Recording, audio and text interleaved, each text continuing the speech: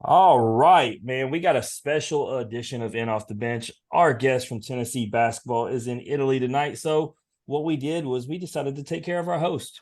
If you know him well enough, you know he is a diehard wrestling fan. So, we got him in the house tonight talking with Mike Realz from season one, all the way back 3 years ago, and his main man, Big Daddy Storm. Mike, been 3 years, man. How we doing? What's up, man? We're good. We're here. It's been how long? 3 years.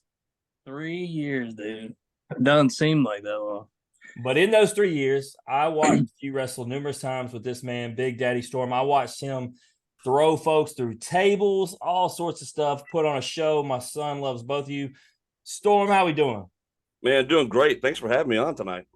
Yeah, absolutely, man. It is our pleasure. Like I said, Daniel, how stoked are you? I'm pumped, man. There was a big weekend of wrestling, and anytime we get to talk to professional wrestlers or professional anybody, I feel super blessed, super grateful. But because it's wrestling, I have a little extra pep in my step tonight, baby. I heard that. Well, let's go ahead and start this thing off. Let's do icebreakers like we would with our normal guests. Mike, I'm coming to you first, man. You had your own talk show, Mike's Live at Night, whatever you call it, and you could have any guest. Doesn't have to be wrestling. Could be any guest anywhere on your show. Who's your first guest on your talk show? Oh man, dude. Well, you interviewed Joe Burrow, so I'm jealous. So you But saying you have Joey B? that's a good one. That's a good one, dude. That's a solid choice. I think you should be able to get the combo. I think you should be able to get Joey B and Chase though. And Jamar Chase. Okay. Okay. All right. That would one up you a little bit. This one's gonna make you think even harder. I hate to make you think. Yeah, I know you from Strayhorn. I am from Strayhorn. If you had to pick three wrestlers, doesn't matter when they wrestled, from any time period, to help you survive a zombie apocalypse, who's Brock on your list? Lesnar. Brock Lesnar. You need three. You can't have them three times, Mike. I mean, I think I could have just him, but we'll go with three. It's got to be quick. It's got to be quick, right? Yeah. I'm taking Brock Lesnar all day long. I'm going with Bobby Lashley right now. Bobby Lashley today, and give me Stone Cold. Stone Cold. We're gonna drink some beers and kick some zombies' ass. You know, this question wasn't going to be asked, Storm, but I'm going to ask him anyway. Who would be your three? I'm curious because Mike's so caught up with Brock Lesnar. I feel like he didn't do the listing of justice. Oh, dude, Abdullah the Butcher, because he ain't scared of nobody. There you go. He'll just rip somebody open. He don't care about a zombie. There They you wouldn't go. affect Abdullah at all anyway. It'd have to be him. Oh, geez. Probably the great Kabuki. He just be spraying mist in people's faces. You ain't getting to Kabuki I'm like saying that. Brock Lesnar is a sniper, dude. He hunts. I mean, the guy's a. I just want guys who can manhandle zombies and just clear a path for me. So let's go old school one man game because he was so massive when he first started. Nobody could handle that man, but very few people remember that. See, that's what I needed, Mike. You were so caught up on one guy. I needed a squad. We got a squad here. One man gang was like so many different personas. Well, before he went to Hakeem, the African Dream, and those guys, he was awesome as one man gang. Yeah. I pretend that those other guys don't exist in my universe. And they did. Man. Man. As a kid watching it, it made total sense. But as an adult going back looking at it, it makes yeah. sense. Hi, Mike. Coming back to you. Who was your childhood celebrity crush? I know that was like last week. Oh man, what the hell? Childhood celebrity crush. I guess Miley Cyrus. I used to watch Miley Cyrus show. Hey. That's my DJ. That's the first. I guess. Hey, that works for us, Mike. That's a first for us on this show. That's Hannah Montana, dude, not Miley Cyrus. Hannah Montana, dude. Let's go with that. All right, Chad. Who you got?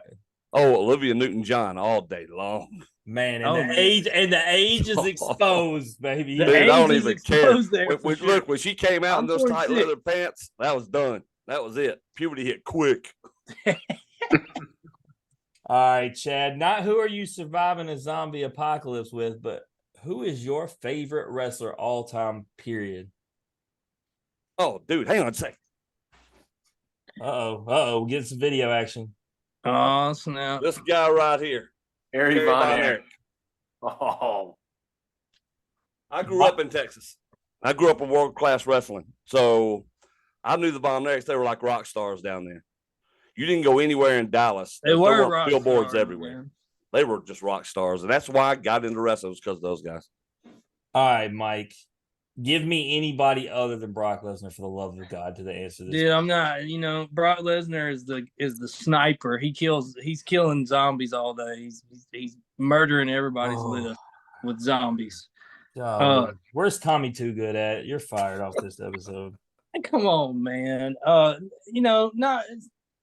You're talking all time. You're talking all time. I'm talking all time. I'm young, dude. I feel like if I'm gonna say something crazy, you guys are gonna laugh at me. Say it. The even if audience it's not will do it. crazy, we'll still laugh. It's just more like influences, Like I had several influences, man. Like Dustin Rhodes was a big influence on me. Like he just when I was a kid watching just him work, dude. Like his in-ring stuff. It was like, that's one of the guys. Was he Dustin Rhodes or Gold He's old Dust? school now. Or was he Old Gold school now. Dust? What's up? Was it when he was Gold Dust or before that? Gold Dust, into some of his TNA stuff. I watched all this stuff, dude. I got you. I watched all this stuff. All right, well, icebreaker's over. Well, let's get into it. Big Daddy Storm, man. Talk to me. I see the championship belts behind you. Where are you wrestling at, man? For those who are listening, what you got going on? Well, in Bluff City right now in Memphis, doing the whole TV thing up there. But we wrestle in OWO, APW. We've got our own company, Crossroads, that we are growing. We will be in Lewisburg, Mississippi, as a matter of fact, September 9th for our first big show. Realz will be on that show. So doing all kinds of things, dude. I'm trying to stay busy and win championships wherever I go. That's what I'm trying to do. He has been staying busy. Chad's been on one. He's been on one. So, Mike, last time I watched you, you had a belt for a really long time, but I noticed you don't have a belt. Where are you at, and why don't you have a belt? Did you watch TV last week? No, I didn't. You still got a belt, or did you lose it? He didn't watch the Channel 30 last week. Robbery. Well, just tell me where I can see you at. You say Channel 30. We got CW. If you watch CW 30 this week, you'll see Mike Realz, Mr. Saturday Morning, the television champion. You'll see that. You'll see it. Where's your belt? But you don't watch it. I've seen it, but no, you ain't got it with you. A real champ like Big Daddy Storm has his belt with him when he comes on the show. Show him the belts, Chad. Show him the belts. Is it yours too? Is that yours too? Show him the belts. Why does he have your belt? Why does he have your? What? Oh, that's mine, baby. Okay, so where's yours, Mike? We're a video podcast now too. The people want to see a belt. I got a system back here. All right, Daniel. It's time for you. Daniel, talk SummerSlam with Mike, because Mike is killing me. I mean, apparently, Big Daddy Storm's rules of wrestling, where he has his belts with him wherever he goes, don't pertain to Mike Realz. Mike Realz just kind of, it's probably in the front seat of his car or in the floorboard. My bag's over there somewhere, man. No, it's all good, man. As long I as see you got your belts though. I got them. I see. Ted DiBiase and I struck a deal. I'm gonna hold on to the $1 million belt for a while. It's nice. Yeah. It's nice. And then the Universal Championship. I'm not real sure what's going on with that anymore. They got so many belts in WWE. It's belts. I don't know. I really don't know. But guys, we got to talk. Hey, well, one second. Speaking of that belt, who was the best champion to hold that Universal title? The red title you got there. I mean, no, Titus never held that belt, unfortunately.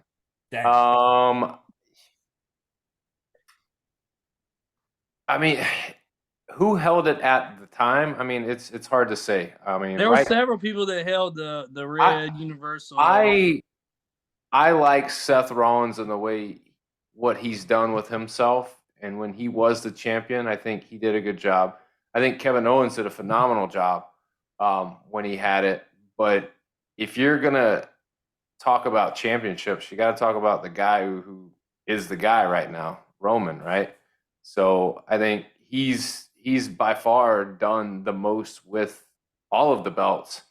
Right. Especially when you got multiple belts that you're trying to figure out what you're going to do with, how do you consolidate them? Then you ended up creating a heavyweight championship belt. He was the last to hold that title, I believe, right? Yeah. So Roman, yes. I think he's done the most to maximize that title and kind of usher us into this new era with just the one. So yeah, so that's my answer. Long story short. I agree with it. I like it. But You wasn't gonna say Brock Lesnar, I know. no, I good. mean, It's all good, man. but I don't know if Brock Lesnar is a great champion. He's not a fighting. Just he defends it as needed, and maybe that's not the case. And we'll get into that. We talked about how much I like to gamble. I would bet on Big Daddy Storm to whoop Brock Lesnar. That's what I think. It's a good bet. I think Big Daddy Storm will go into any match thinking he's the favorite and he's going to kick ass no matter what. Well, that's a good bet. That is true. I do think that all the time. I did see a video surface from years. You should have saw his last match. Oh no, hold on, no! I saw a video surface from years and years ago where he took a pounding from a girl. First of all, untrue. I give the poundings to other people. So, that was a whole different person. Yeah. So that wasn't Storm. I know the video you're talking about. No, I think Storm is a guy that's gonna give it as much as he can take it, and he's gonna give everything he's got, no matter who's in front of him. It could be Bobby Lashley, it could be Brock Lesnar, it could be the damn one-man gang. He's gonna go out there and give them hell. That's why he's the champ. That's why he carries the belt. That's why he makes sure everyone has the belt, Mike. He ain't afraid.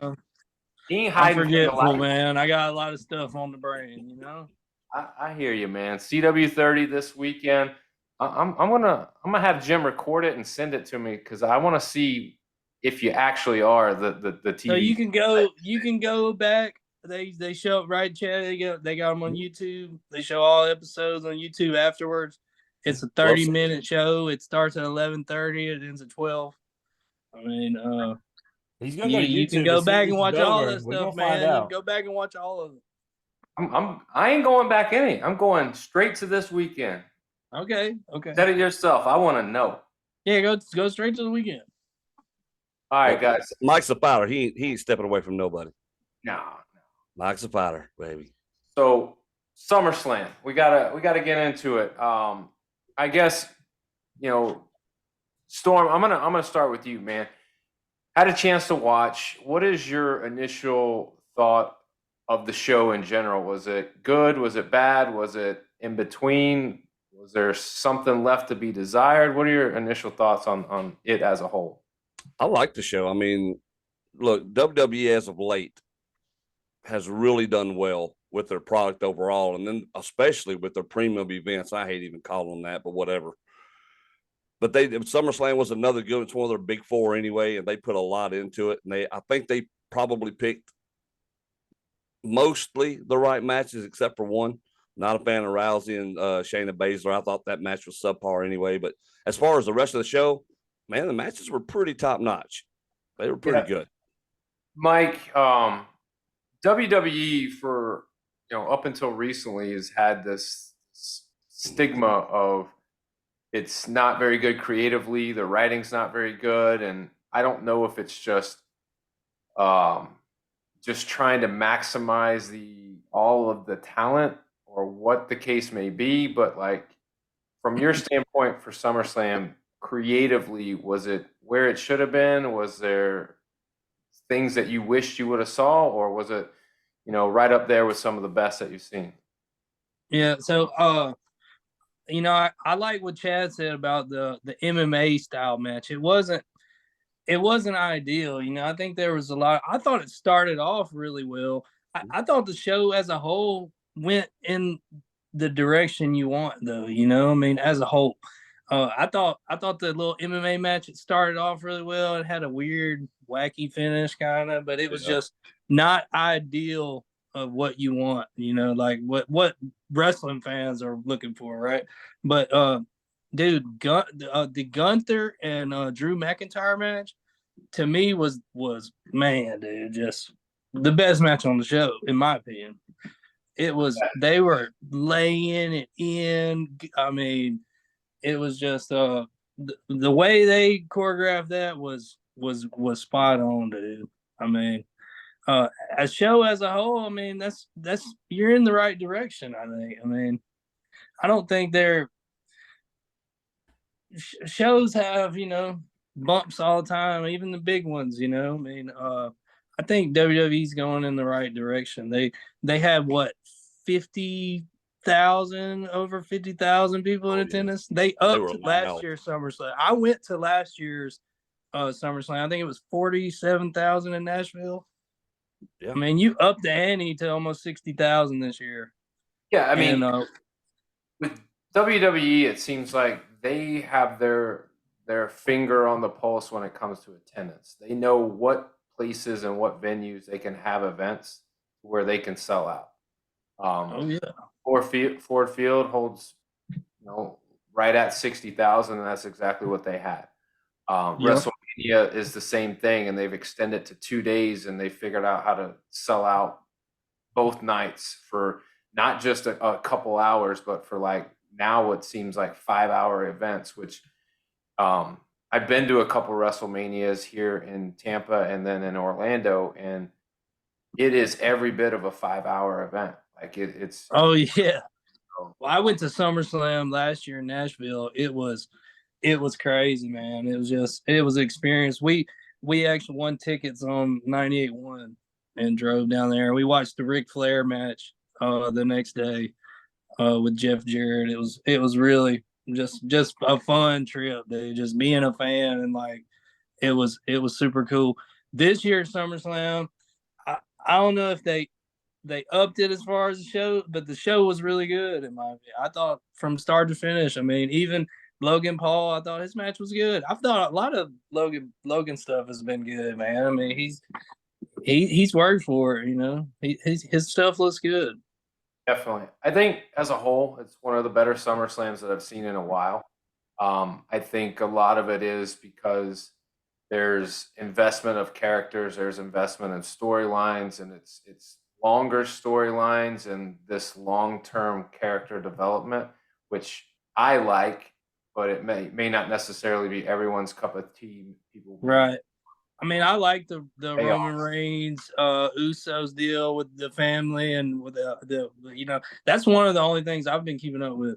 I haven't really watched a lot of WWE recently. I used to be super zoned in, but the Roman Reigns family, the bloodline, the storyline, I've kind of grasped that.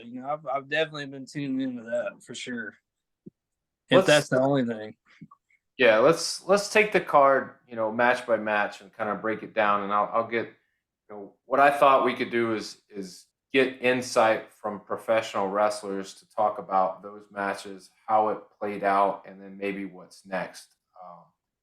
But the first match on the card, SummerSlam, opens with Logan Paul and Ricochet, and I think for me this is fabulous cross-promotional marketing on Logan Paul's side and WWE side, because you put him in the first match, you allow him to hop on a jet in his gear and go ringside to his brother's fight, still in his gear, promoting the fact that he's in WWE, he's doing that whole thing, and that's kind of what I think they envision Logan Paul, and the reason him being there is to be able to do that cross promotional, and he's money, and I think Mike, you said it best. It's like he's actually earned it. He's putting the time in. He is a pretty good dude when it comes to being able to keep up. I mean, you see some And green. you can't deny his stuff looks good, man. You can't. Yeah. His, you know, I mean, At Money in the Bank, he had a issue where I think him and Ricochet just rushed the spot and because they really wanted to get it off,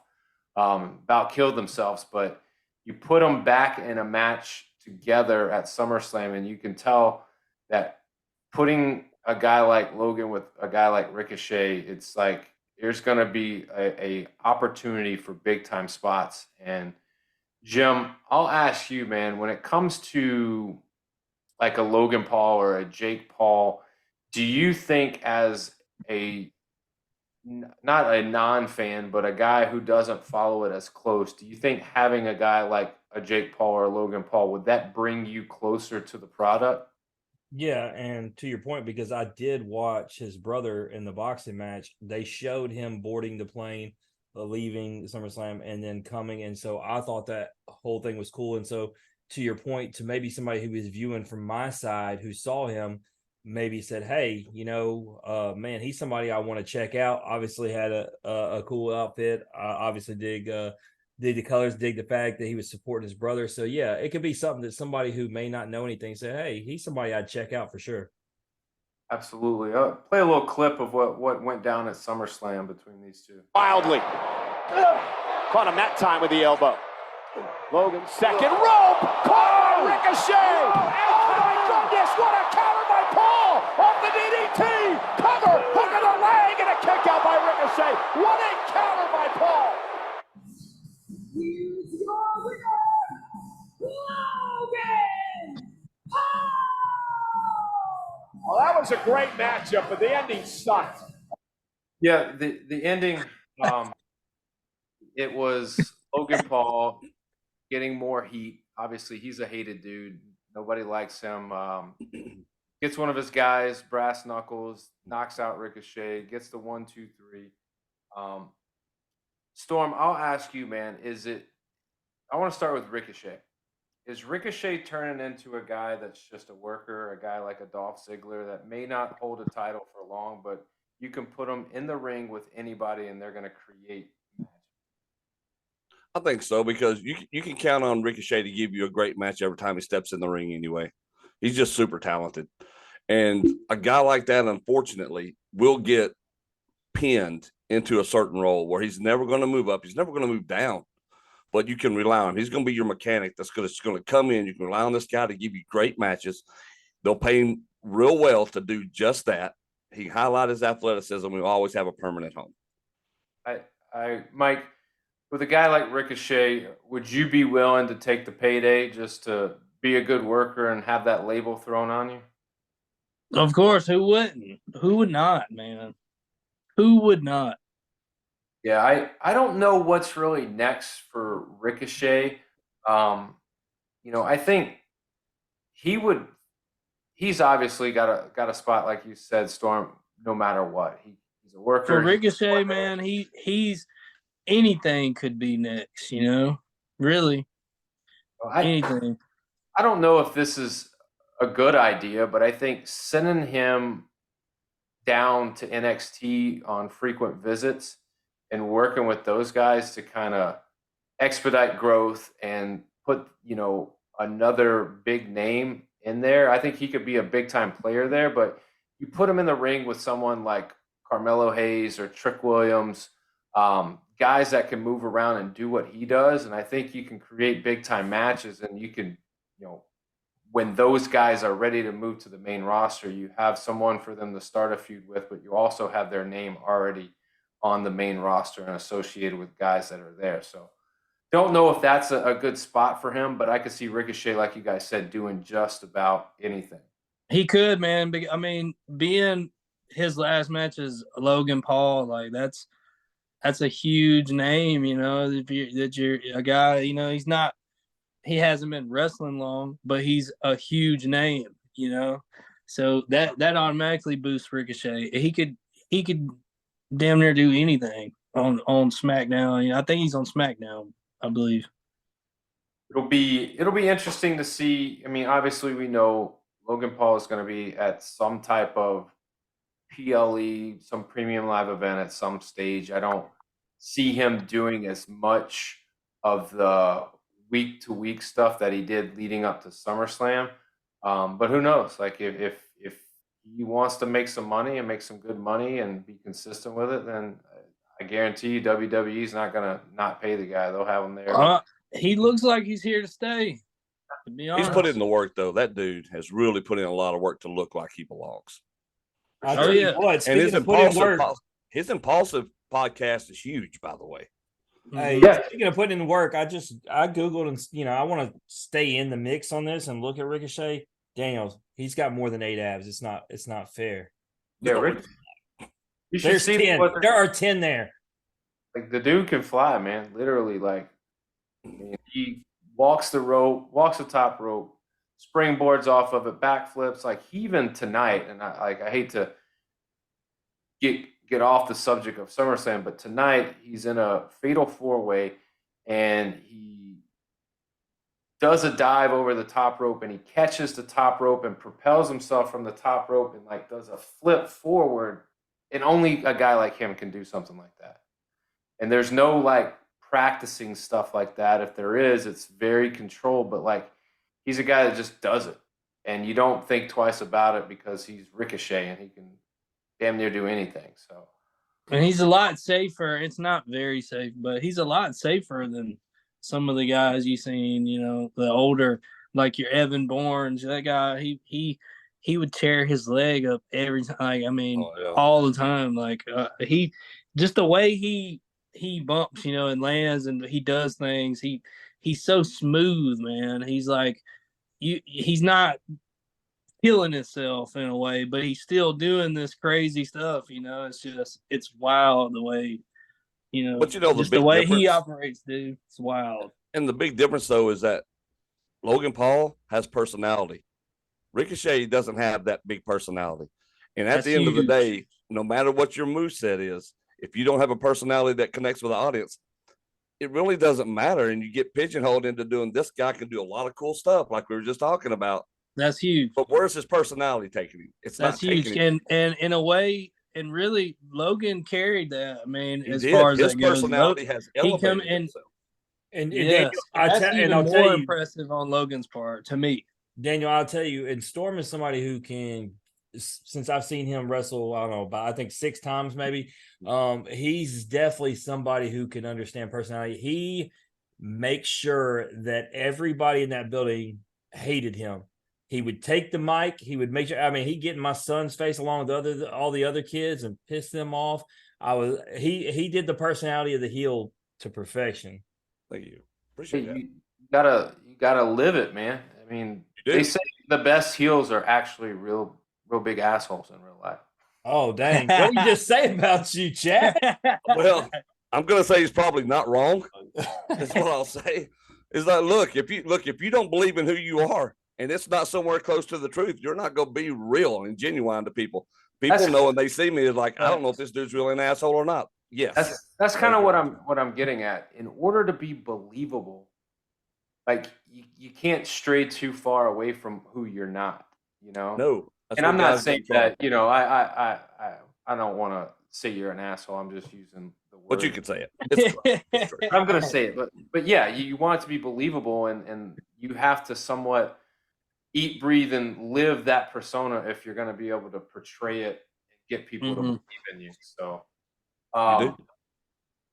looking at the card, going to the next match, you got Cody and Brock, and I know Mike, you're ready. You're ready to talk about your boy Brock Lesnar. I'm kind of Dude, that was the second best match of the night. I'm gonna head out for about, what do you think? It's about 15 minutes to talk for him to talk about Brock. He ain't got I'll to be spend back. too much time on Brock. Brock gives Cody the rub. He give him the rub. You know, I think I hear my wife calling me, Daniel. I'll be back. if you don't know what the rub is, ask Chad. He'll explain it to you. I'll give you an example, Jim. Storm will. And with this victory tonight, Cody Rhodes earned a measure of respect from the greatest combat sports athlete on the planet. So Cody, hits crossroads 3 times. He gets the 1, 2, 3 on Brock. Has beat him 2 out of 3 times, and at the end of the match, Brock shakes his hand, gives him a bro hug, daps him up. Like, it was a sight that I've never seen that part of Brock Lesnar before, and Brock doesn't do that. Yeah, I don't know how I feel about that, because in my head, Mike, I want Brock to be the destroyer of all people. Like, I don't want him to be friendly to people. I don't want him to shake people's hands when he loses, because that's not who I picture Brock to be in my head. But at the end of the day, I'll ask you guys, because you guys are pros, like, is that off script? Is that given rub? Is that the way it was supposed to go down? Or is that Brock legitimately going, you know what, Cody, you've done a great job here. Let me show you some love. Like, what is that all about? I think it's a little bit of both. Yeah, agreed. I think it's a little bit of both. Brock's a money guy. He understands business as well as, if not better than, any of the rest of those guys back there. Everybody loves Cowboy Brock. He's having the best time of his life right now. And they didn't want him to go. Nobody really wanted him to go heel on Cody Rhodes. And they knew it was going to be a great match and a great matchup, and it has been. So it was an easy way to get his face status right back. And people were cheering him anyway. You heard the pop he got out there and the way the fans reacted. So it was the best of both worlds, and it was a smart move on Brock's part, because it helped Cody. It only elevated him even more.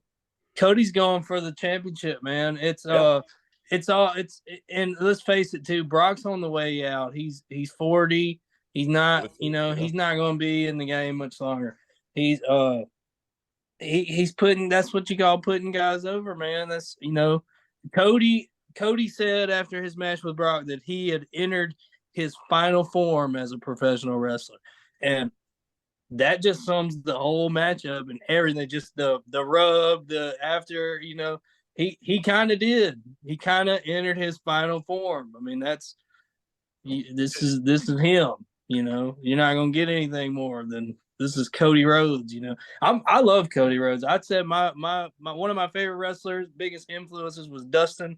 I love Cody. Cody is amazing in the ring. He's got that knack for, just like we were talking about, like the connection with the crowd, man. He's got all of that. Well, speaking of connection and what I love, I Googled and looked this one up too. Sign me up to wrestle Brandy Rhodes. Oh, yeah. Yeah, all day. Yes, I don't care nothing about Cody, but Brandy is my kind of match. Sign me up. Jim, Cody's a phenomenal guy, though. He's just a good dude, and I maybe so, but I want to wrestle with his wife. That's all I'm saying. I do want to ask you this, Jim. All right, hearing what we've said about Brock Lesnar, if in 1 year he comes back and he looks the way he does, what's your initial reaction? Is he going to kick somebody's ass? Like, I don't care. Like, age to me doesn't even matter when it comes to Brock Lesnar. If he looks the way he does, I'm going to believe that he can kill whoever, no matter. If you listen to how the announcer even described him, right, as the greatest combat wrestler, that in itself just speaks about him, even in a loss, the way he described him. And then you listen to the three of you guys talk about him. Obviously I've seen him in the octagon. So yeah, I mean, from what I know about him, seeing from him, he's the kind of guy that I would expect to come back and win, and nothing less. So guys, sure. Cody's now his mission is whatever the next step in the route to a championship or the championship. The more that I watch, the more I'm not as convinced anymore that Roman Reigns is the target for Cody Rhodes. Just tonight on Raw, they're teasing him and Seth Rollins. Not sure if the heavyweight championship is the belt that he's talking about. When he first came and he's like, I want to be a champion, something that my dad never had the chance to do. It's something that I want to get. So Storm, I'll ask you, man, is Roman Reigns the target for him, or is it just acquiring any championship and just being considered a champion? Well, my problem with the whole thing is that if Cody doesn't take the belt off Roman, who else does? Because Roman's waylaid and beat everybody and destroyed everybody in the WWE right now. He just has. You bring Cody in, Cody looks like the natural guy. And then instead of doing anything with it, you have to go and create a whole new belt for everybody else. What does that say about everybody else? That you go and had to make a belt for everybody else because nobody can beat Roman. So that's Somebody has to do it. And Cody has to be at the top of that list. yeah, I think so. That's a match that doesn't have a whole lot of wear on the tires as far as them to fight. I mean, they fought before, but there's not a lot of like back history and anything between them like a Roman and Seth Rollins or a Roman and Kevin Owens or a Roman and anybody else. But Mike, being the champion for the length of time that Roman has a lot of pluses because it creates a storyline and long-term storytelling. But the problem is, just like Storm just said, is that you have to beat a lot of people to be the champion that long. And so now you come to the point where, well, who else do you fight? So I'll ask you really the same question. Is Cody that guy? Is he the next guy for Roman? Cody's that guy. I mean, he's got to be. He's really he's kind of got to be, and it's just because I mean, and I think it's all part of the it's all part of the big storyline. Like you were saying with his his father not being a champion, and that was his way of coming back. Of course, he's not going to come straight in and take it off of Roman. He's going to have to work for it. He's going to have to fight for it. He's going to claw his way back up the ladder in WWE, even though he was there before and he rocked it and he won titles and he held, tag team championships and was with Randy Orton for a few years. And, it's his way of coming back up. He lost to Brock, beat Brock twice. I think, of course, he's going for Roman Reigns. Of course. When, though, I don't know. Yeah, I think that's the big question is obviously the easy answer. I'm sure it'll be a WrestleMania type match, but what's next for Cody? What's next for Roman now? That's the question. Because I don't think it's going to be right away. No, I don't. I mean, after watching a little bit of Raw tonight, I still got to watch more of it, but I don't think that's what's next. And I honestly, I wouldn't even say they're going to have to do something because I think Roman's going to be the champion all the way to WrestleMania. But Royal Rumble is going to be that one thing, like, just Cody win the Rumble? Like, is that part of his, like, earning the ability to fight him and Roman not having a choice at that point? Maybe. That's a long way. I don't think Roman is done with the story and the family, the bloodline story. I'm not sure if that's over with. No, and we'll get to that towards the end, but I think you're right. There's a lot of layers to this family bloodline story, and now we just peeled back another layer of this story between Jimmy and Jay, and we'll talk more about that. But I want to move on to the Battle Royal. Obviously, in big events like this, you want to get guys screen time. You want to get them, shown. But my guy, LA Knight, is just he's hot right now. They did something that I think that they should have done, and I was surprised because WWE has been notorious for taking guys who were, starting to get the push from the crowd, and they've kind of cooled them down, and they've waited a little bit too long to try to make a push. But I think having him win keeps him like hot, but also they've got to figure out, well, what does that Battle Royal win mean? Does that mean U.S. title? Does that mean something else? On Monday Night Raw, he's talking shit back and forth with The Miz.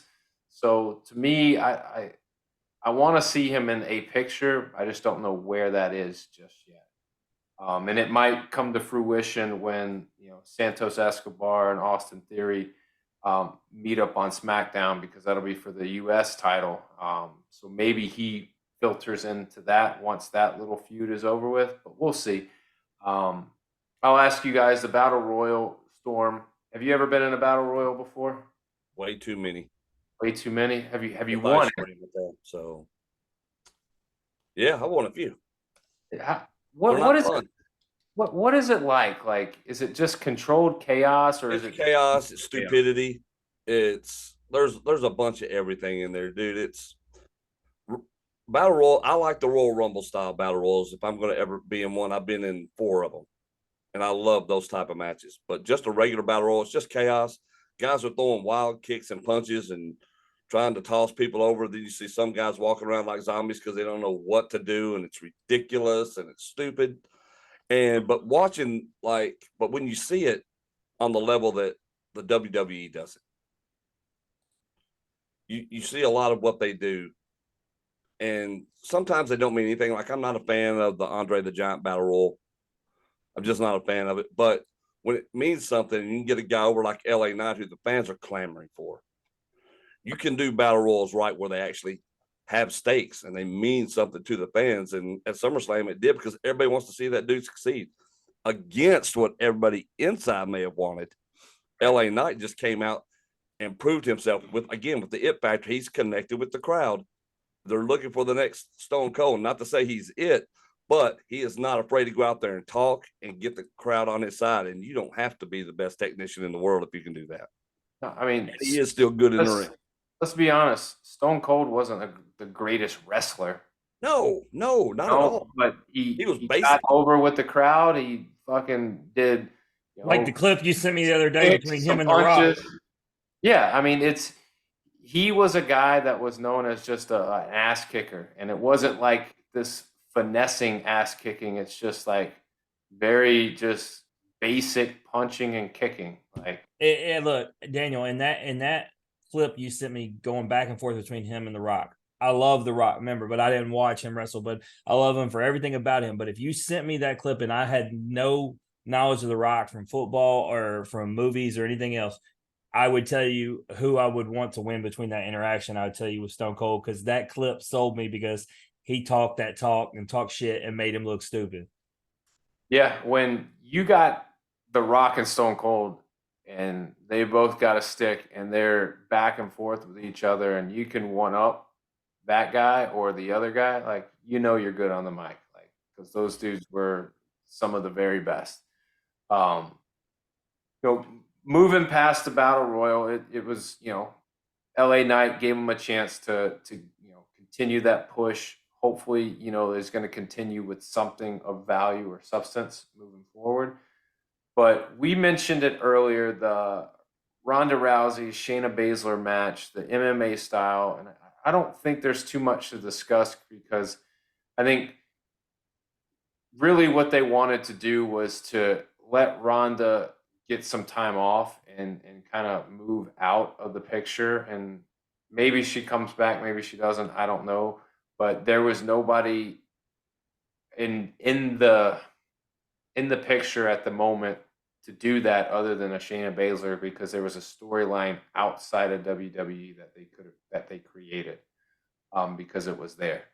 What I'll say is a lot of reiteration to what you, Mike, and you, Storm, said about the rules of this match being an MMA style match, is that it's hard to script a MMA style match for public consumption, because when you punch people and you kick people and you submit people, like, it's real. Like, and in this sense, like, there's a level of it that it was just a lot slower, and it just didn't resonate with me. I think it didn't resonate with a lot of people, and I think it really missed the mark. I would have preferred more of a traditional wrestling match, and then them ground and pound each other, and maybe even a submission match. If that's how you want to end it, then all right, show us what you can do. Let the rules be submission match, and then the whole time you're trying to put them in some type of submission. That way, when you do put her in the Karafuda clutch and you do get her to submit, like, it means something. That's how you win. So Dude, I agree. I think a classic submission match would have worked great right there. I did like how they started out. I thought it was kind of cool. I was wondering the whole time, like, where is the corner guys? Where is the 5-minute mark? Are we gonna have 3 rounds? Are we fighting to the death? What are we doing? Yeah, What do we got going on here? I remember Jeff Jarrett did that with, I think, Kurt Angle or somebody. I can't remember who it was. He had an MMA style match on TNA Impact Wrestling, and they had the towels, they had the corner guys, they had the in between the round, like when 5 minutes was over, it was they were sitting in the corner. They just they played it way better, and it was still goofy. People talk shit about it. It was a little goofy, but yeah. I It's thought they started really well.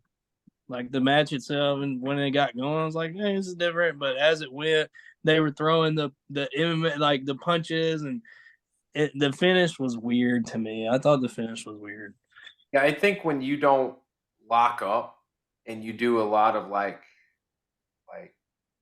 fainting at one another and They were doing these turn weird around, they were doing like the judo lockups. They were doing different things, which I thought was cool. But like I said, if you're gonna do an MMA match, let's do a 5 minute. Let's take a break in between. Let's get the corner guys. Let's get everybody in Let's sell it like it actually is an MMA match. let's bring the cage from the top of the ceiling. Let's lower it. Yeah, they could have done that. Yeah. Let's do something, man. Yeah. But that led into, I think, what you guys have called the best match of the night. I demand all your gratitude for your Intercontinental Heavyweight Champion.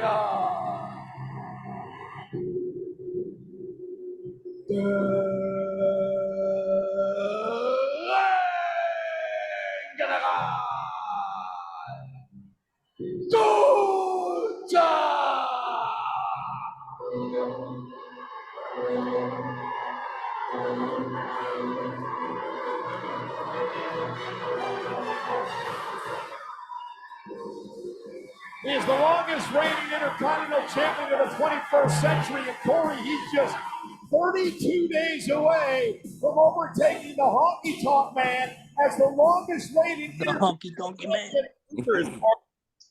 So Gunther, Storm, you can go back a long ways to Honky Tonk Man and just the Intercontinental Championship itself. Does it mean something with a guy like Gunther who's going to break that record? Because I don't think there's any way he doesn't break that record. It means something because Gunther is so believable. This dude, there's your next heavyweight champion right there. If you want to put something on the line and make some good, great stories if magic happen, it's Gunther. You put him in there against Seth. Let that match go. Let those stories happen. Move Cody with Roman and whatever you're going to do. But Gunther, he's your next huge star in the WWE. That who's going to take out Gunther? Nobody's been able to do it yet. The dude is super physical. That guy, he's your man right there.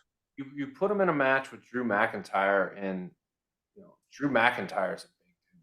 Like, he's physical. And it was magic. I thought it was like, it's wow. such a great match. It was. I mean, it really wowed me. Like, I was like, oh man. I was excited. I got goosebumps. Just the shots they were laying in and how tight they was, man. It's just one thing that finish Drew does, insane. Yeah, insane, dude. So, Storm, I'll ask you, as a heel, all right, is Gunther a heel? Oh yeah, through and through. Because Gunther cares about Gunther. Gunther doesn't care about you. He don't care about anybody else. He cares about winning and winning only, and nobody else matters and nothing else matters. And you can say how you're the best all you want to, but I'm Gunther. You can't beat me. You know you can't beat me, and I'm going to do whatever it takes. People hate guys like that. They absolutely do. He's a pure heel, an old school at that. I do think they could take some old school wrestling with just Imperium in general and him and really put that U.S. versus foreign insert country and, yeah. and have like Iron Sheik like heel heat and just absolutely hate the guy, but he's the champion, and it's like you have to respect it because the guy's good. Like he can flat out wrestle and get it done, and like he's aggressive, and when he chops somebody, like he lets them have it. Like it's real. Jim, this dude, when he chops you, he would bring you to tears, man. He would make you just crumble at your Dude, the first couple he threw on Drew's chest was bleeding. He had marks rip the all skin, over. tearing it. I mean, he just kept ripping into him. I mean, the dude's chest was blood coming. I mean, that I wish I could remember Man. at one of y'all shows somebody slapped Malachi so hard, and then he showed me the marks out back afterward, and I was like, "My God!" I would have punched. Look, I'd have punched whoever. It was. I can't remember who slapped me. It might have been one of y'all. I'd have punched you in the face. does Mike, how much pain does that create when somebody who lays it in like that, and maybe not to the level that a Gunther does, because he's laying it in hard. It's not like, I don't know, maybe I'm wrong, but to me, Oh like yeah, dude, I've seen some good ones in person. Like you remember Big Daddy V Viscera? I did a couple shows with him years ago, dude. I watched him just rip a guy named V Man. He's from a Memphis area. Variant. He rips his shirt off of his chest and just tells the crowd to shh, and just lays them. I mean, probably the craziest job I've ever seen in person. It was wild, dude. I mean, a big guy like that coming that's it's you can't describe it, man. It's you know, I don't bet like that chops the personally, next shower that you have is miserable. but I'm the type of person I Oh. don't like chops. I don't really do them, but I'll give them back. You give me one, I'm giving you back all You're gonna that. write receipts for those things for sure. All day long. Because Jim, that's what happened to Malachi. That's why he had those marks on his chest that night. Yeah, hey, sign me up for the guys who will take the beatings like that. I do know, Chad, for a fact that it was you who put him through the double chairs, and those marks were legit. I called Daniel. Daniel, you remember I called you that night and I said, "Look, somebody try to tell me that this stuff ain't real." I said, "I seen dude's back." I was like, he put him through those chairs. Yep. Look, man, you can't convince me that anything that you guys do is not real. Like you just We all know it's can't. scripted. Dude, one of the everybody gets worst that, chops but I ever physicality, had. there's nothing like it. We were actually in a battle royal in Ripley, Tennessee, and it was Psycho from the Asylum, man. And he was in the match, and it was several people in the match, and he just grabs me in the back of the head and just pulls my head down and just lays one in between the shoulder blades, dude. And that was his favorite one. He loved to do that. He would back chop the shit. And I mean, I think I had a handprint for like 3 or 4 days, dude. In between my shoulder blades, dude. It was bad. Man, You guys don't know Psycho, but you should look him up. He was, rest in peace. He was a beast. He's a beast. so we move on the card to the heavyweight championship match. Seth and Finn. I think Finn Balor is caught in this in between. Like he's like I don't know. He's kind of like the cog in the storyline that moves it forward or backward, but he's not really the main guy. And I think that he's just happens to be caught up into this long-term story that's going to play out between Damian Priest, it seems like, and Seth Rollins. Finn Balor is just kind of in the middle as a piece of the story, but I think at some point he's got to do something, and I think that becomes his story with Judgment Day. Does he stay with them or does he move away? The match itself, I mean, Seth Rollins, the crowd chants his music for 10 or 15 minutes, and then they get the match going.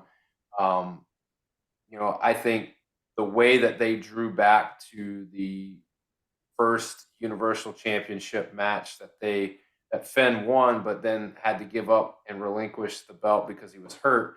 They were able to do that buckle bomb on the outside where Finn gave it back to Seth, paying it back. That was good. But inevitably, Judgment Day comes out. They get caught up in that. Finn Balor takes a curb stomp to the Money in the Bank briefcase. Seth Rollins wins, and the match ends not with the focus being on Seth Rollins, who just retained the championship, but really with what is going on between Finn and Damian Priest, which is this ongoing saga. So, Mike, I'll ask you, when it comes to something like this, is it getting redundant like every week where it's Damian Priest, Finn Balor? Is Finn going to do something to him? Is he going to leave the Judgment Day, or is actually Damian Priest and them going to actually figure this out? Right. I think that's the question. That's the story that we're playing out. I think we're going to go into a Finn and Damian Priest matchup very soon. The way it's looking, but Finn is just one of those guys. Like we were talking with Ricochet, you could throw him in any kind of angle. He's gonna strive, man. Like he's gonna, whatever role you put that guy in. He's different, but he's good. He's a good different, I think. So here's a little recap of that match. As Judgment Day looks on, Damian Priest taken out. Rollins takes out Priest, and a kick for Dom. Yeah, that idiot Dirty Dom just suffered a stop by Rollins. Slick blade. Balor. Seth took his eye off the ball, and Finn is going to make him pay. Finn going up to the top rope. Finn looking for the win. Coup de grace. Balor for the World Heavyweight Championship. Decked out by Rollins. I thought it was over. Yeah, I thought it at that moment. I thought, oh, this is over, and we're gonna have this new storyline with Seth trying to chase and get his rematch and go that whole route. But kicks out, and then inevitably he ends up winning. But there's a lot of little small intricacies to this storyline this is one that I wish would wrap up. I don't know if it's that I'm not. Yeah, first thing, I don't like all the war paint we got going on. Like Rhonda and Shayna Baszler, they had the war paint on. Finn's got the 7. They were like, oh, look at his tattoo. His tattoo wore off in the first 5 minutes of the match. He's got the 7 on his shoulder. What do you think? It's weird. I didn't get the jacket. Like, who remembers Seth Rollins wearing the jacket on Raw? But when he walked by Finn laughing or whatever, like that was just weird to me.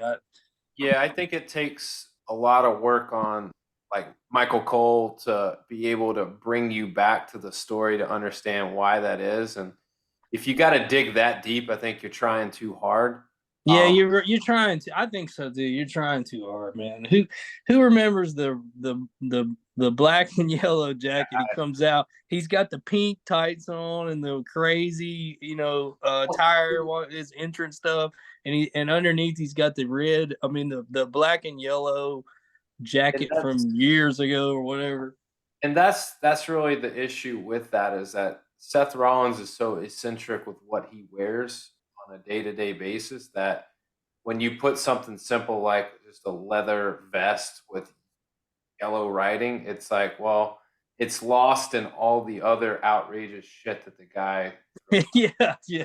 I didn't get that part either. I thought the match was great. Yeah, the finish was good. Yeah, I think they are two guys that can put on a 5-star match whenever they want to.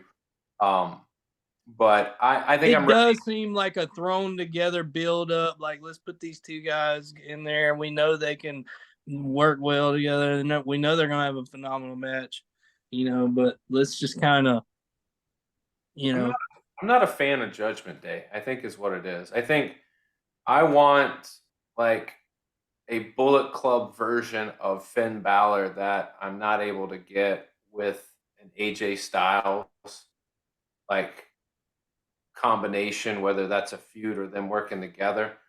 Um, I'm not a fan of Rhea Ripley leading those guys because to me it just seems off. I don't know, like, and I think it all started with Edge creating it and then being like quickly dismissed from it, and now these guys are on their own to kind of figure out what exactly Judgment Day I is. think Judgment Day is about to end up being a 3-piece with Priest and Mysterio and Ripley. I feel like Priest is probably primed up for that heavyweight title, maybe. And he's got the briefcase. That's a powerful tool, and we all know like at some point, chances are like Priest doesn't strike. And that's where you go into maybe him and Finn, and do something different because you got to do something different time to time. Yeah, Priest doesn't strike me as a guy that's gonna cash in and not win. It's not like a Miz. It's not like a Baron Corbin. Even though I think Baron Corbin is amazing. Which we say that, and he very well could cash in and not win. Right. So we'll Finn see Balor, that's kind of the wedge in the storyline. He could cash in. Finn Balor cost him. Anything there could happen. I think you got a lot of options. That is true. As far as that goes, and then you go into the Finn and Damian Priest match. With or without the title, more likely without. Or maybe like a number one contenders match. Maybe. The match, the next match was the women's championship match. It was a 3-way match with Bianca, Charlotte, and Asuka. Charlotte, the GOAT. Charlotte is the best. I even in my notes put in my notes that it's not even close. And it has no like bearing. Like Bianca is good at what she does. Asuka is great at what she does. But I love Bianca, man. She's so entertaining to me. I like watching her. She's even good. Those two, you can tell Charlotte Flair is just better. Just better. Just naturally gifted. Yeah, naturally gifted. Gets it. She's got the right look, the right body. Like she just kills it. The one thing that I'll say about this match, and I'll play the clip and then we'll unpack it.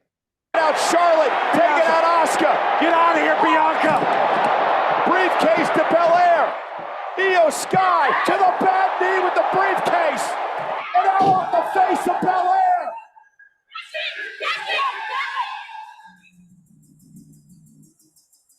The WWE Women's Champion is Io Sky of Damage Control. So Io Sky cashes in her briefcase. She's the women's champion, which hey, that's why you win Money in the Bank, is to have opportunities like that. But what I'll say is I feel like I was duped. Like I watched a match that I thought was a really good match between 3 really good women's wrestlers, only for it to be a non-factor at the very end. That was like all of that didn't matter at all. And that's fine. That's how it goes. But I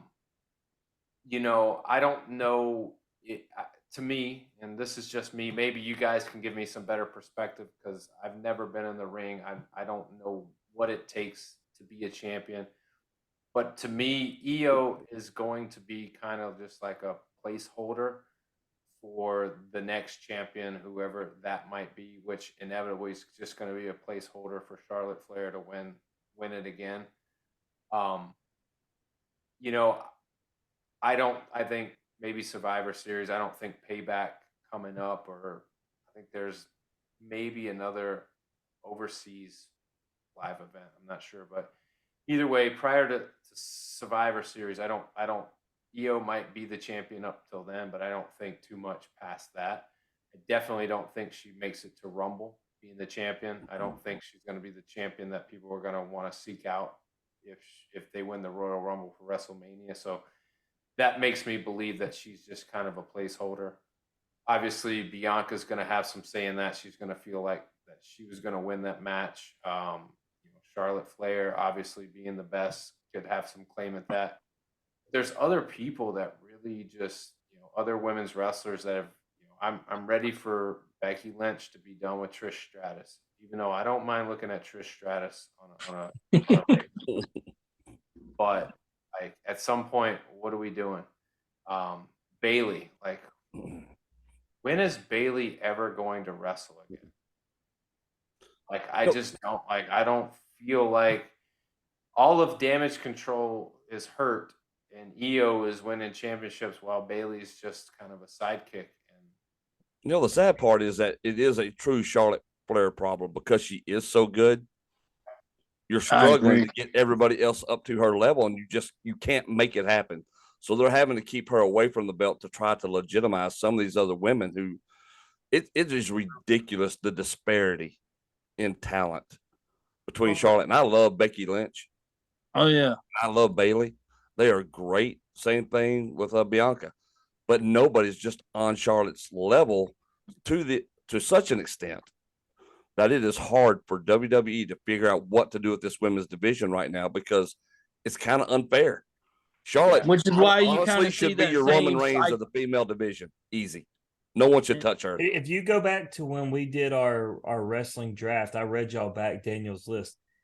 He was the only one that chose a female wrestler, and it was his third pick off the board. And for me, who's not watching, he told me then 3 years ago how much of a badass she was. So you sit here and say this speaks to what he did then. He said, give me her third of my picks over all these other dudes.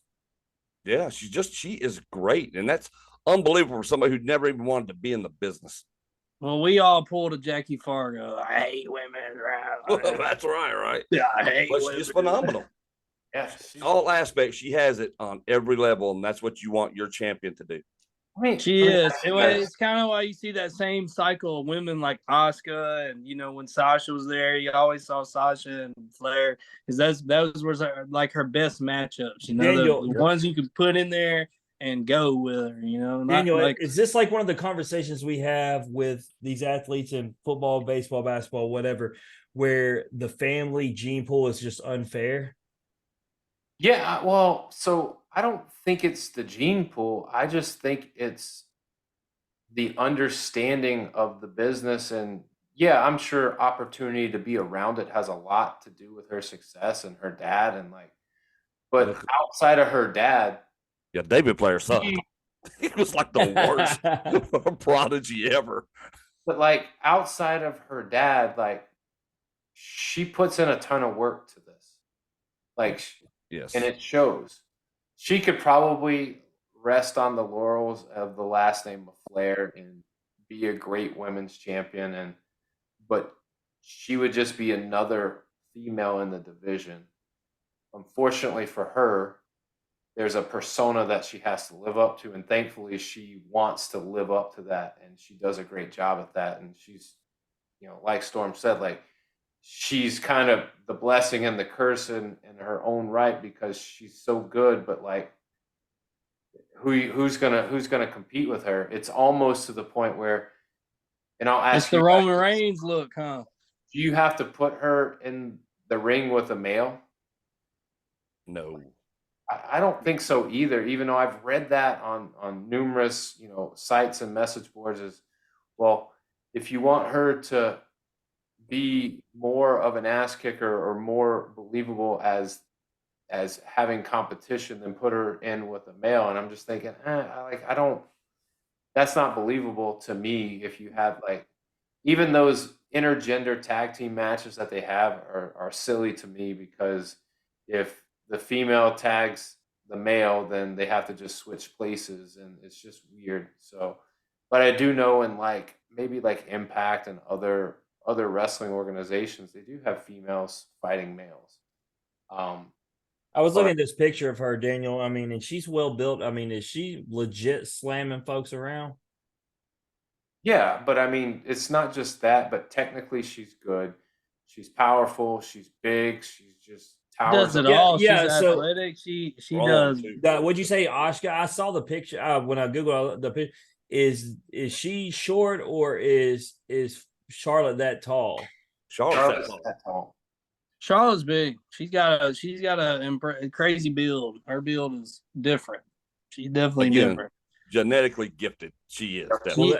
and that was why I asked it, because it always seems to be like we'll talk to. It doesn't matter what sport. So we're talking about wrestling now, but like where there's the father, son, or daughter, or whatever, and it's like, okay, like my dad didn't give me jack, like, and they got everything. So Yeah, I'm right there with you, but she's got it all, man. Like if you were to watch her in 3 matches against 3 different opponents, you would come away going, she's good. That and you wouldn't have to see her anymore, and you would know. you know what I need to see from her, Daniel? Then was that the second Royal Rumble where Flair came in first and won? Nah, it's probably like Is that 92? 91, 92? Yeah, something like that. All right. She needs to pay homage to her dad since she's such a badass. And she needs to do the first one in there and survive everybody else. Go all the way, So Charlotte. hold on. When did Flair come out? Chad, can you help us out with this? Which one, Rick or Charlotte? Ric Flair. I don't think it was number 1 though, was it? He did came come out number 1. He came out. What? He came out 1 or 2. No, he came out 1. That was Came back out- when I watched He came out it. 1 and went all the way because he went coast to coast. Right. In the that's what I'm saying. WWE? That Yes. no, or WWE. Right after he got there. So he got there and had to fight his way up because Hogan actually helped him win because of Sid. I thought Chris Benoit was actually the only one to come out number 1 and actually win. Can we still talk about I him? think Sean's done it too. I mean, I thought he was the only one. No, I could be wrong. no. Are you sure? Your boy Gunther almost did it this past year. Yeah, Yep. yeah. I think Rey Mysterio come out like 2 one time, didn't he? And 1. I think so. I believe so. I know that was back. That was back when I was all in. And yeah, he went from Rick came in number 3. Did he come in at 3? Okay, Yeah, yeah, came in he at 3. eliminated Sid Justice to thing. Either way, he lasted 1 hour and 2 minutes and 2 seconds. It's crazy time. Crazy time. And he was fighting the entire hour. He took, dude. Daniel, you were talking about these guys and the beatings that they take that are legit. Like to wrestle around for 1 hour, dude, and take some of the licks that he took, dude. The stamina, bro. Storm, let me ask you, because I feel like I heard this somewhere. During territory days, they would have main event guys, and they would just go and they would be like, you have an hour, you go wrestle an hour, and like they would go to the next town and they would be the main event and they would wrestle an hour. Like, Yep. Was that like a normal thing back then, is just to bounce around and all right, you got an hour, give me what you got, put on a show? Yeah, and they'd do 2 shows a day like that on the weekends. Damn. They'd wrestle an hour earlier, they'd drive 2 hours to another 2 or 3 hours to a town, do another hour. Same day. But that was the norm back then. You don't see that anymore. But back then, fans ate that up. Of course, you're using a headlock for 20 minutes. So how do you build up? Is Arm just the bar. wrestling itself how you build up the stamina, or how do you build up stamina to be able to wrestle around for an hour twice a day? It's the wrestling. Because wrestling, I have people all the time that we talk about cardio because you're a gym guy too. Yeah. It's like, well, all you got to do is get on a treadmill. It's not the same. Cardio, you train cardio differently for whatever sport you're doing. It's all different because your body reacts different. With wrestling, it's not just moving. You're lifting, you're exerting energy. Energy's being beat out of you.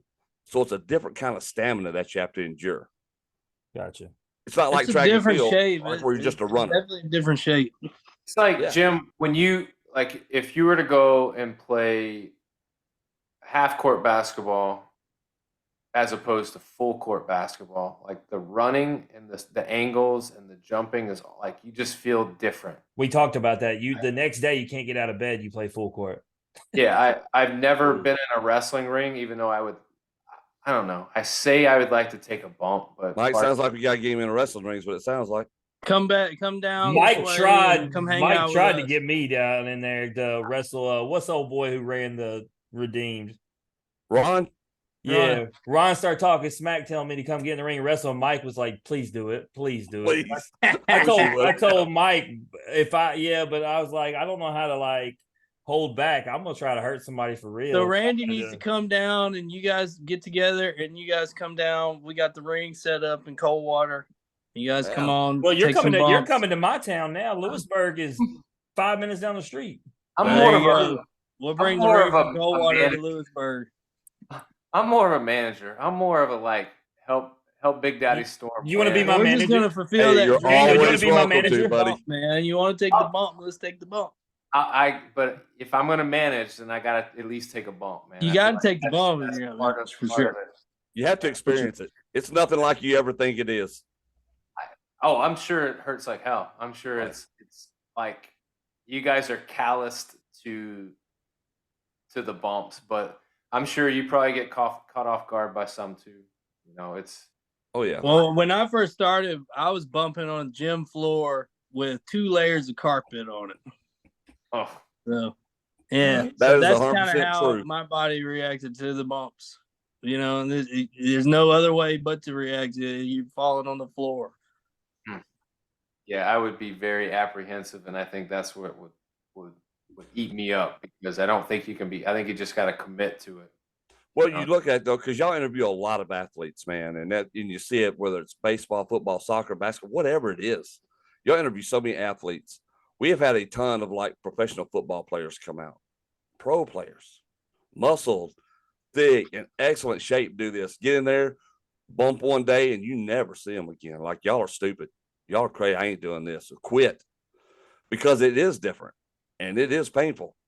And Hey, you I hate to prepare throw yourself for that. I hate to throw my boy T under like this, but my boy T came, Jim. My boy T came and got in my ring years ago. This is years ago.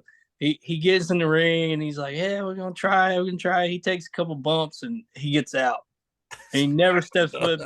He took 2 bumps in the ring and he never got back in. So he said, was "I'm like not he doing was like this." Nate. He was like Nate awkward in the boxing ring. He said, "I'm not doing this. You can have it." But you know what? That boy can lift anything. Oh Yes. yeah, yes he can. Guys, that brings us to the main event of SummerSlam, and it went down a little something like this. Uso splash! The reign is over! Who the hell? What the hell?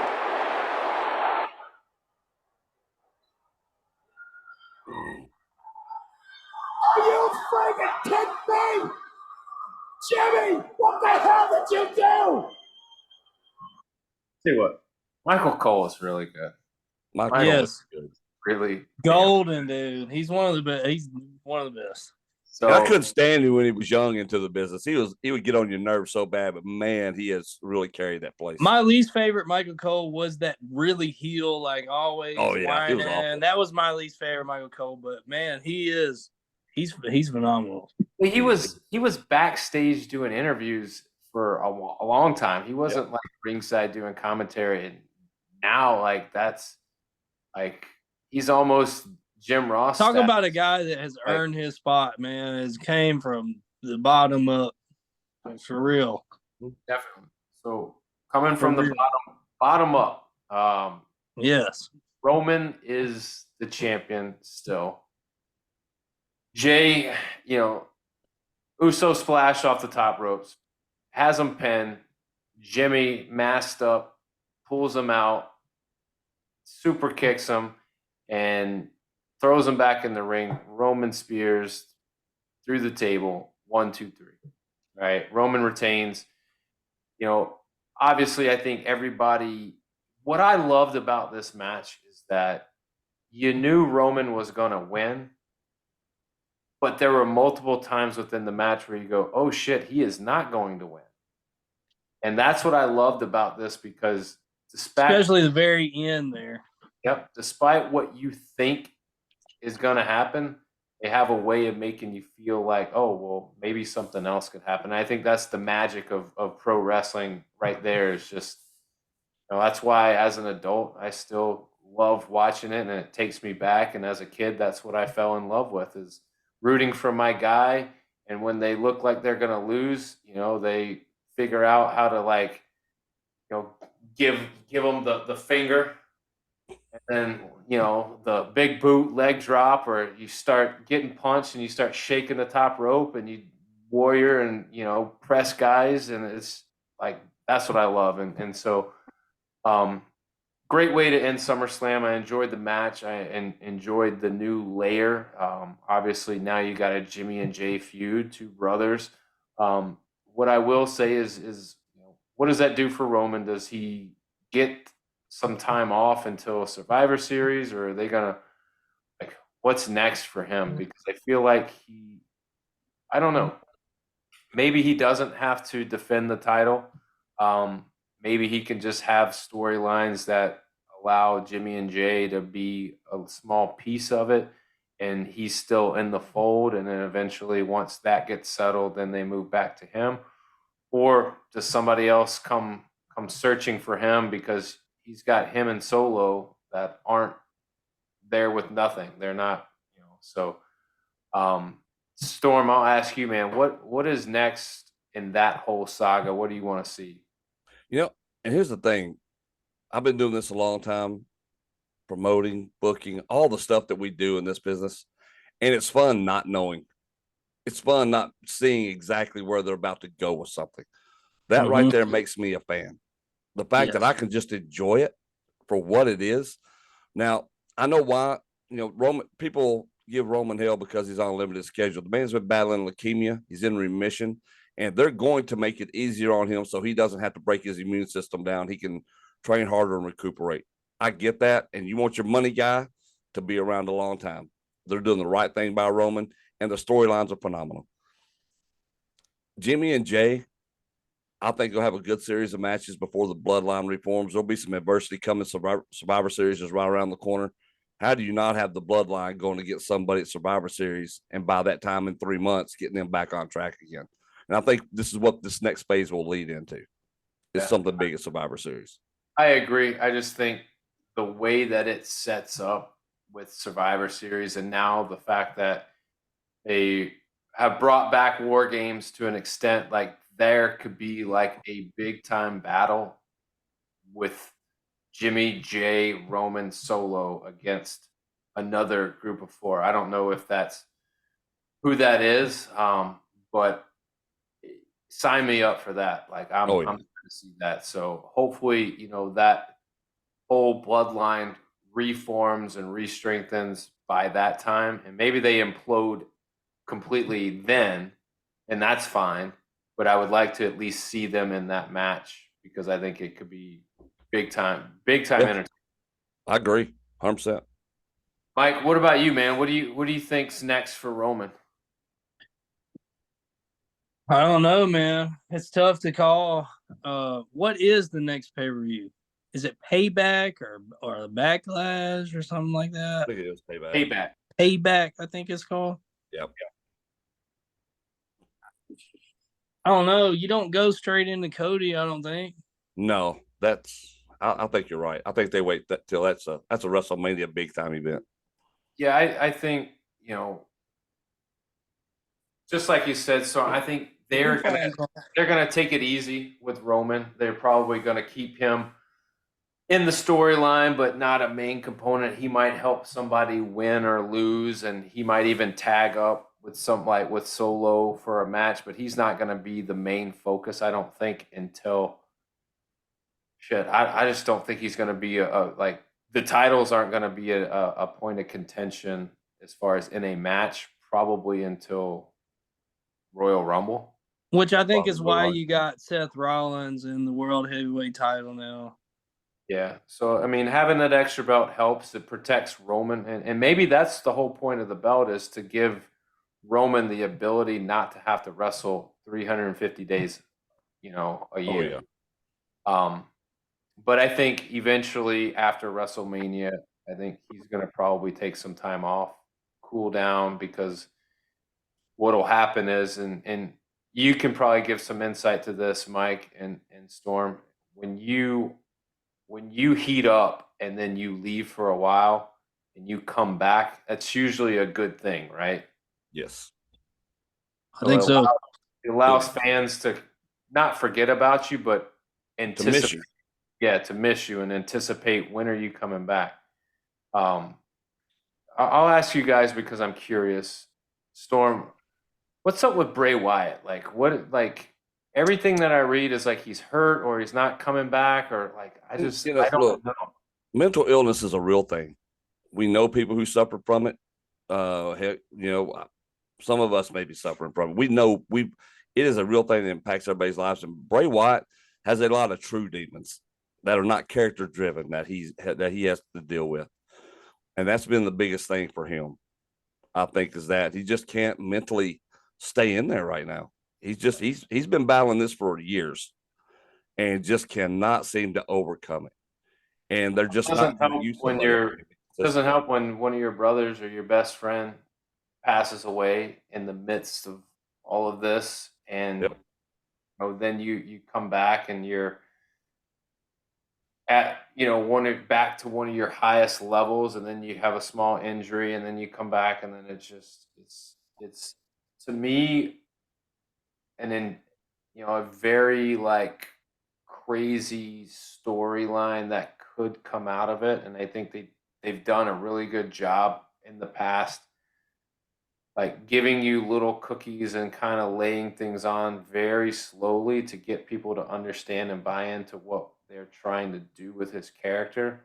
But now, like him not being out and there not being anything, it makes me wonder, well, what is next, or if there's anything that's next. And there may not be anything left for him. Who knows? I mean, it's just it's a terrible situation for him personally. It is because he's super talented guy, Yeah. man.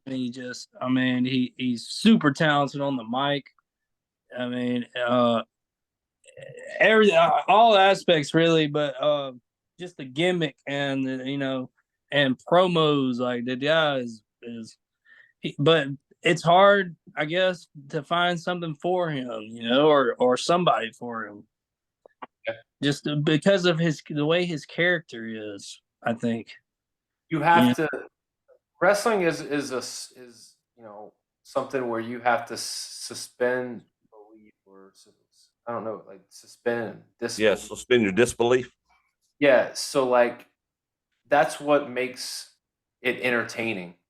But with a guy like Bray Wyatt, like you really have to go out there and suspend disbelief to a whole new level to understand like these past type characters that he was trying to Right. But the fans were behind it all was the crazy thing. Yeah, that's and that's how good he was. Yeah. But it also comes down to booking, because back then you got to remember Vince was still at that time in charge of every single thing that these guys did, every word that was spoken and all that. So they didn't have nearly the freedom. Like you remember Taker, that's a gimmick that never should have worked. Yeah. Undertaker is one gimmick that never should have worked. But yet, because of who you had in there and the freedom they had back then to be who they were and put themselves into that character, it was perfect. It was the perfect storm. And it worked out great. Yep. And I think we lose some of that with these newer guys. And I think this is what Triple H is great at and getting back to. And that's why you see LA Knight succeeding where he almost failed. Because they were trying to pigeonhole him into one thing in NXT. And then when they finally let him be him, look what's happening to him now. They brought him on the main roster as a male model. That was crazy. I didn't like that either. So stupid. I was not a fan of that. No. I will say I loved the Impact. I've mentioned Impact Wrestling a lot today. Sure. Impact Wrestling, the dummy. You guys remember that? Oh, and God, he had the dummy button. Was something special. And I loved it. I thought it was great. They should bring back the dummy button and the whole talk show and Yeah. So, guys, let's wrap this thing up. Obviously, SummerSlam, we broke it down. We've given the good, the bad, the ugly. We've given our thought on what we think might be next for a lot of these guys. Overall, we thought it was a great show. Look forward to whatever's next coming down. But Mike, I'll start with you, man. What do you want to plug or promote before we get up out of here? Man, we got so much good stuff coming up. We got the September Lewisburg deal. We've got what else do we have? We have Bluff City Wrestling on TV every Saturday morning at 11:30 on CW30. Right, Chad? That's it. There's a company in out of Marion, Arkansas. I think they're one of the best companies in the Mid South. They are. I think there's several there's about 3 or 4 good promotions in Arkansas, in my opinion. Mid South Championship Wrestling out of Osceola. They're every Friday night. That's somebody to check into. Before you keep going, let me help you out on that first one so they can have the details. So it's at Lewisburg, but yes. it's the bell time is 3:00, Daniel, for Crossroads Wrestling and Bluff City Wrestling. Bluff City Wrestling. Yep. Crossroads and Bluff City. We got Bell and time. Daniel, get this. Daniel, what gets better than free admission? It doesn't. Exactly. Free So there's beer. no excuses. Yeah, definitely. So let me ask this: are you guys going to be there? Well, he lives in Tampa, Florida, bro. Oh, I know. Are you going to be there? Oh, Do geez. it. Do it. I dare you to take a sign that says Mike. Are you going to Rizzo, take a bump in ain't the that ring? real? I couldn't do that because he's my son's favorite wrestler. Are you going to take a bump in the ring one time? Come on, Tim. Do it for me. Just a little. Whatever. Wait, how far away are you from Bradenton? I'm like my parents live in Palmetto, which is right near Bradenton, but I'm about 40 minutes from Bradenton. I'll see y'all September 19th. Let's go out in the ocean. Let's go. Let's I'll go. bring baby girl. Hey. Let me have a picture with the fucking champ, dude. I got you, dude. Let's go. Let's go. You know what? There you To go. make that picture better, we're just in the water manhandling a shark while you got the belt high in the air, sun shining down on some bronze beauties. Man, like, let's I'm go. telling you. Well, me and baby girl are coming. So Hold Yeah, that's it. on. Mike, we're going to run into something because I was trying to see what I actually had September 9th. September 9th, I'll be at LSU Grambling, but that's not the point. Sunday, I'll be at the Saints Titans. How you going to be at the Saints Titans if you wrestling? I'm going Saints Titans game. So you going to leave after the wrestling match that night? How you? You just saw what Logan Paul did. He ain't got a private jet. Realz ain't got a private jet. I'm going to Saints Titans game. No, you ain't. You just got caught in a lie. I'm going Saints Titans game. Mm. I'll be there. It's at noon. That's why he hasn't gone to a pro game yet, because It's at noon. That's a he noon on overbooks Sunday, though, himself. right? Dude, it's at noon. You have to leave that night because the only way you make it noon the next day, you'd have to leave about 3 a.m. because it's a 5.5 hour drive on top of the fact you have to be able to get into the city and get near the dome and park. Yeah. You ain't I know getting that. it. Mike You said he's lying. leaving Lewisburg at 6:01. I know this. He'll be All there. right.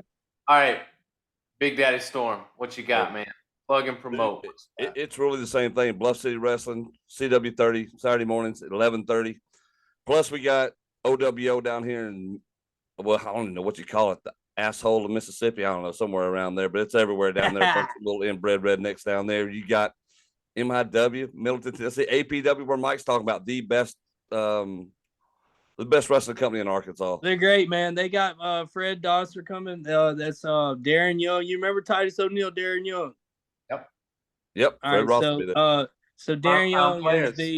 he's the head trainer at New Japan in out of California. He's going to be in Marianna, Arkansas, November the 4th. He's actually doing a seminar. So I think guys got to be trained by at least 1 year to enter the seminar. You know, you got to have at least a year under your belt if you want to do the show. So, but I have to. we got some cool stuff coming in the A lot of area, cool man. It's stuff, hard buddy. to plug all of Daniel, I'll fake your paperwork so you can get in there, bro. Nice. It would show quickly. Like, it. he would go in there and say, "All right, how about an arm bar?" I would be like, We got so many good shows around here, though. Like Chad was saying, the MIW in Milton.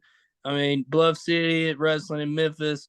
You got APW in Arkansas. There's another show in Little Rock called it's Vino's. They got a show coming up. It's a little bar, it's a pizza shop.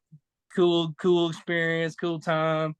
And then our Crossroads brand we're building it. So Crossroads Wrestling. You know, Jim's gonna be there. Go. Jim, anything before we get out of here? No, man, just appreciate our guest doing this on short notice since DJ had to reschedule, and so appreciate these guys coming on and man, obviously making your night. You've been wanting this, you've been wanting to talk wrestling. Unfortunately, I haven't been able to take care of that end for you, so these guys showed up and did it with you.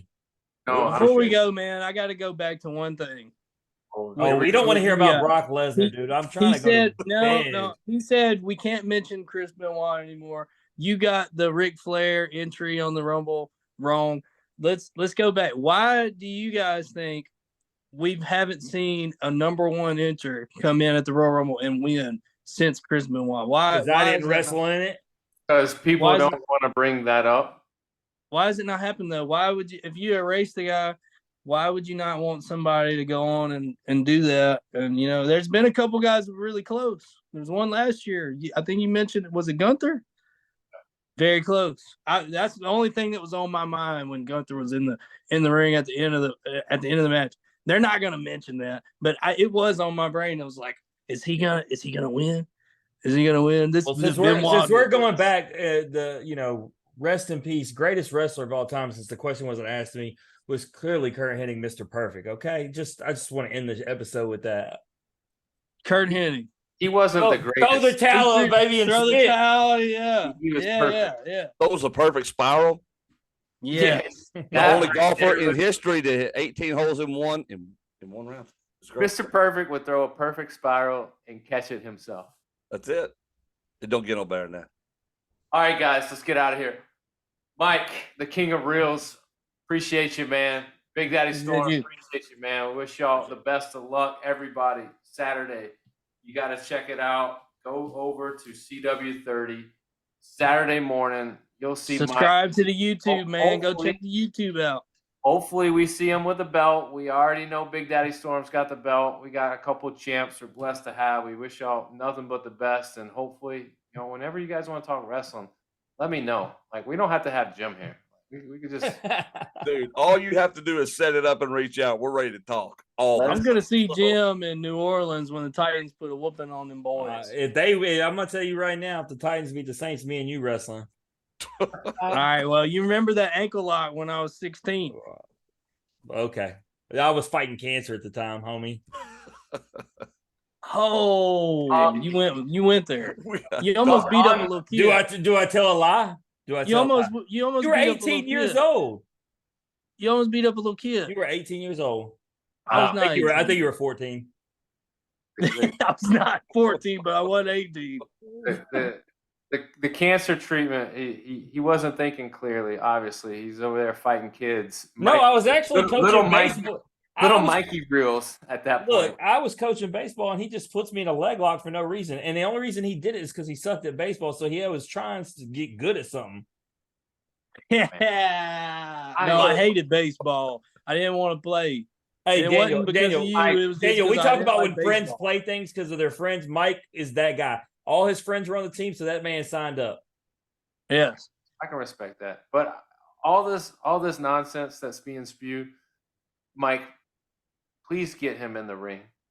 We will. You'll see the old school ankle lock. Daniel, I'm gonna make sure you get the picture of this. Daniel, I'll drop breaking news. I got something else I got to worry about right now because I was running my mouth on Facebook while y'all were sitting there talking about stuff I didn't know about. Anyway, I might be in the ring or in the octagon at Attitude Fights on August 16th, whatever. Anyway, I said they need somebody in the 265 division. It's pro too. I said, you know what? Put me in there, Scotty. I don't even care who it is. You should care. All right, Realz, we're going. Whooped, son. All right, let's get out of here. Let's put a bow on it. Mike, Big Daddy Storm, appreciate you guys. Wish y'all nothing but the best. If you like hearing Mike Real's story, or you like hearing Big Daddy Storm's story, you know what to do.